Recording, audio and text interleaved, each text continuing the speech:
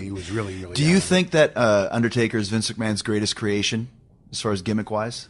It would have to be. Like, to me, I can't think of maybe Hulk Hogan if you're considering Hulk Hogan as a gimmick, but Hulk was Hulk before he got into the WWE. Taker became Undertaker when he started with. I can't think of a.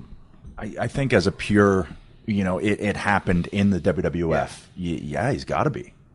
I mean, the character certainly had the most longevity, and certainly had the most longevity on top. And he's been on top since the day he started, which was Survivor Series 1990. I mean, he started 24 years ago. And again, injuries, et cetera, et cetera. But I mean, he's never been just a middle of the road act. He's been a very carefully produced, very carefully presented, very carefully marketed performer for 24 years. I don't know who else has had that run.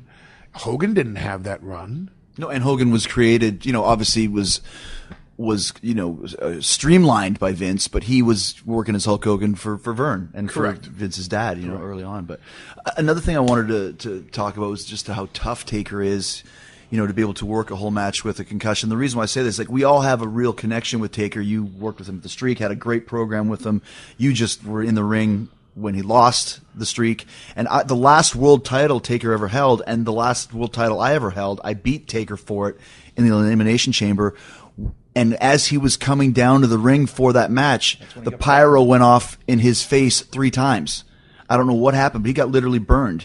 His coat, his leather coat, was looked like if you light styrofoam on fire. It was all crumpled up and weird, misshapen.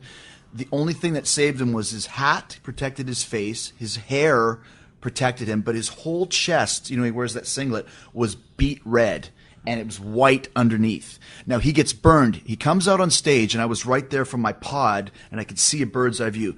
He's walking down to the ring, fire goes up, burns him. He goes to his left, fire comes up, burns him. He goes to his right, and it burns him 3 times, and he runs to the pod and stands in the pod for 20 minutes, pouring water on himself as his flesh is burned. He had 3rd-degree burns or 2nd-degree burns, whatever the worst one is, maybe even first in some places, and then wrestles a match. I know what my advice would have been from ringside. What's that? Chop him. I'm a heel.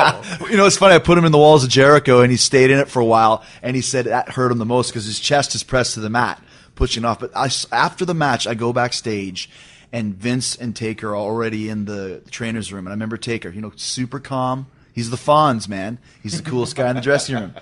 He goes, I came in there, and he's like, Vince, I don't want an apology. I don't want an excuse. I'm just telling you, I don't ever want to see that guy again because if I do, I'm going to kill him. And I'm telling the truth. And Vince's like, yes, I do. And I'm not going to say the guy's name, but the pyro guy was never seen again. Is he dead? He's never been seen again, but somewhere in a swamp in Texas, there's a pyro guy with a lot of bullet holes in him. But apparently I heard he works for Iron Maiden now. I'm like, Steve, you better watch out, dude. Look out, Oh, you just named him. No, Steve Harris from Iron Maiden. Yeah, don't go stand too close to the pyro. Steve Harris from Iron Maiden was doing pyro for WWE? And he's never been seen? What's Bruce Dickinson going to say about this?